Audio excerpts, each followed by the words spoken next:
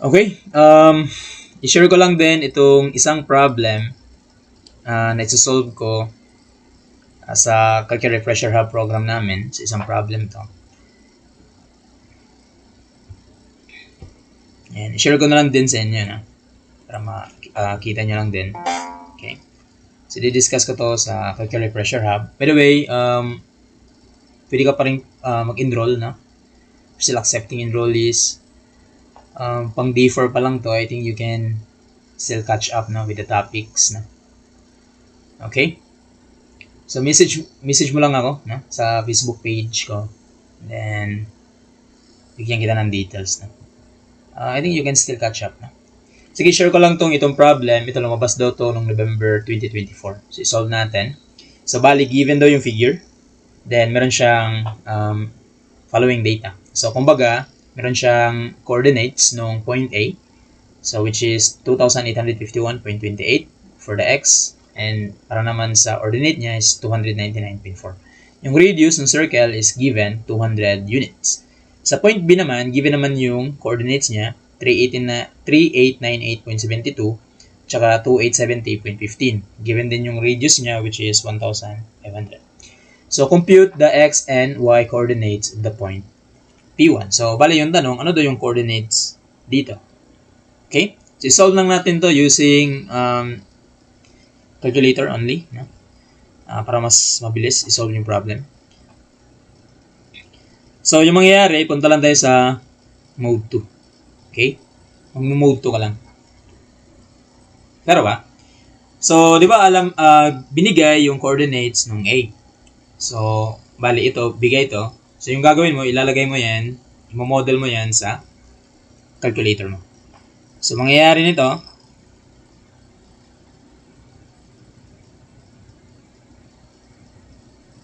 okay. So, mangyayari nito is ilalagay natin yan 2851 mode complex. So, mode complex. Then, we have 2851.28 plus yung 299.4. Lagyan lang natin ng I. Then, pa-store lang natin to sa A. Okay ba? So, parang x plus yi yan. Kasi complex form yan . So, yun yung ginawa natin. So, parang ito na yun. Ayan. Next is yung point B naman, yung coordinates niya. So, parang ito na yan . So, yung point B naman, meron tayong 3898.72 and 2870.15. So, ilagay natin yan sa calculator natin. So, we have 3898.72 plus yung 2870.15. Lagyan pa rin natin ng I kasi yung pattern ng complex number is x plus yi. So, lagay natin yan sa B. So, kumbaga, na-model na natin yung mga coordinates natin for A and B. Okay? Naintindihan? Sige. So, bali, ito na yung B. So, bali, ito na yan, . O, ngayon, sabi niya, ano daw yung coordinates nung x and y nung point 2? Di ba? So, by this, makukuha mo na yung sagot , Alam mo na yung concept na gagamitin mo , So, yung gagawin mo lang, first, kukunin mo yung distance between ng A and B. Kahit nga hindi na , Kahit nga hindi na , So, yun na nga. Okay? So, pwede mong kunin yung distance AB, pero sa conventional yun , gagamitin lang kasi natin yung gusto natin makuha agad yung sagot , Mabilisan talaga. So, para makuha natin yung x and y, pwede natin gamitin na lang yung information na yung radius ng circle A is 2,000. Di ba? With this information, masasolve mo na yung sagot , Makukuha mo na yung sagot. So, yung gagawin mo lang, kukunin mo lang, ibig sabihin, yung distance ng point 2, between ng point 2 tsaka ng point A, it must be 2,000. O paano natin ginagawa sa calculator sa mode 2? Di ba kinukuha lang natin yung absolute ng dalawang points? So assume na lang natin na yung point 2, yan yung point C. Okay? So yung mangyayari, yung 2,000 should be the absolute of C and A. So, itong A, ito yun. Na? Itong 2851.20. Bali yung coordinates ng A. Yung C naman, yun naman yung coordinates ni P2, which is, andito lahat sa choices. Di ba? Sa board exam naman, given naman yung mga choices eh. So, utilize that, na? Maximize yung nasa choices. Sayang kasi din, andun na sa choices, di ba? Inignore mo pa, no? So, sayang, no? Okay ba? Naiintindihan ba? Nasabtan? You understand? Tatlo talaga eh, no? Sige, so solve natin. So, yung gagawin lang, lalagay natin to sa calculator natin. So, yung mangyayari, punta ka lang dito sa absolute, then alpha C, minus yung alpha A. Ayan. Then, magka-calc na lang tayo. So, try natin i-calc. So, ngayon, ilalagay natin yung equation A. So, kumbaga, meron kang 4464.79. Yan yung X. Then, plus yung Y, which is 1481.17I. Hindi, tapos ka na. Ngayon, yung A at is yan, ha? Like, ito pa rin yan. Ha? Huwag mo nang galawin yan. So, equal mo lang. Ngayon, pag equal ko nito, sumagot, makuha mo 2,000, then yun na yung sagot. Pag equal natin, yung nakuha natin is 1999.999. Sobrang lapit na nung 2,000, no? Probably dahil sa decimal lang. So, possible sagot ko is yung letter A. Okay? Possible yan, ha? That's 1 in 3. O, try natin yung B, C, and D. Nakuha nyo ba? Okay, no? So, bali, ito yung choice A natin. Okay, try natin yung choice B naman. O, try natin yung choice B naman, ha? So, yung gagawin mo lang, para malagay mo yung B, C, and D, o, magka-calc ka ulit, na? Para makasubstitute ka, na? Lagay natin yung choice B. 5653.76 plus yung Y, which is 1365.34. Huwag mo lang kalimutan, lagyan ng I yung Y, ha?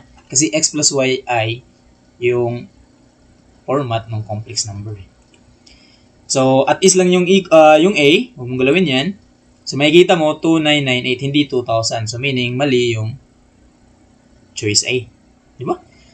It's 100% guaranteed na tama yung sagot mo nito. No? Then, wala masyadong brain cells na gagamitin mo. No? So, yung kinaganda eh. So, aside sa 100% guaranteed kang tama yung sagot mo. So, next, try natin yung choice C. This is 4874.22 plus yung 1905.06 of I. Okay? Ito yung choice C, no? Pag ito naging 2,000, so meaning possible dalawa yung babanggain mo ulit, na? Pag ganun, no? Pero minsan malabo yan. So, anyway, meron pa mo namang radius B. So, that would lock in dun sa sagot na talaga natin. So, we have 2582.72. So, hindi 2,000. So, meaning, mali yung choice C. Okay? You get it, no? Nakuha nyo, no? O, sige, punta tayo sa last choice. Pag ito naging 2,000, so, babanggain mo ulit, na? Yung A tsaka D. So, which is, wala ka na ibang pwedeng ibangga, yung RB na lang. Okay, try natin yung choice D. So, we have 5110.65 plus yung 1053.21 of I. So, equal. So, makikita mo, oops. Ulit. Calc. Okay. 5110.65 plus yung 1053.21 of I. Okay? Sige.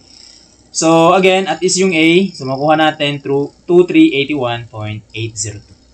Hindi 2,000. Meaning, mali yung B. Okay ba? So, pag choice B, ito yung makukuha mo. Pag choice C, ito yung makukuha mo. Pag choice D, ito yung makukuha mo.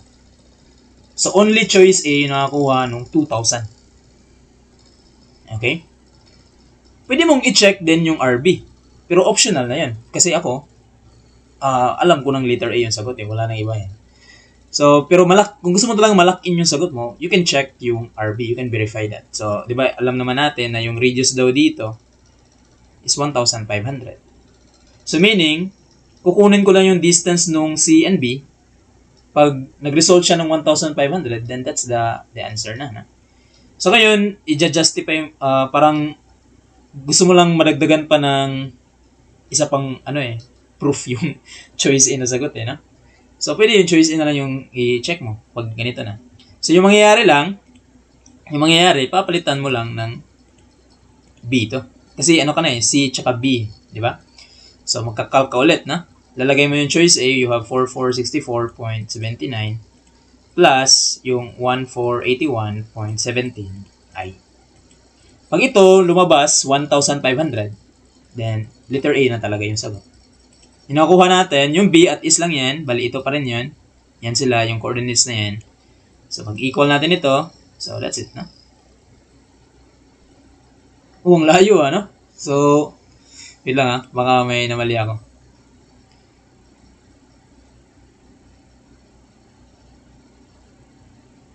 Okay. So mali yung input ko sa choice B. Okay? Kaya pala. So, try natin, kulang ako ng 8 dito. Papalitan na lang natin. So, bali, di ba, pagka-calc natin, ito yung input natin, So, itry natin ilagay yung 3898.7. Pwede mo naman palitan, Ulit, di ba? So, plus 2870.15. Okay. Oops. Double check talaga natin, Minsan, namimiss mo yung number, So, ingat lang, So, yung nakakuha natin is 1499.9. So, thus, it's very obvious na 1,500 approximately, So, thus, yung answer is letter A. Okay? Klaro? Sige, So, pwede ka pa yung humabol, Walang problema, live discussion, tsaka yung mga lecture videos, yung mga modules, Andun lahat sa hub, And you have unlimited access hanggang maging engineer ka, Yan yung, natin, di ba? Yan yung tulong ko sa inyo, One-time payment, wala ka nang babayaran, Unlimited access. Then, every batch, hindi babalik yung problem na to, Iba-ibang problem kada batch. Okay? Iba-ibang quizzes. Like, totally lahat new, So, hindi siya paulit-ulit, Ganun yung mangyayari. Sayang, So, anyway. So, you can still join, So, ito, isolve ko pa to mamaya. Conventional naman. Okay? With the help pa rin ng complex. Kasi sa conventional, kukunin pa namin yung distance. Pagkatapos ito, magko-cosine law ka pa, Para makuha mo yung angle, Okay? So, anyway, yan lang, So, okay. So, I hope it helps, Thank you.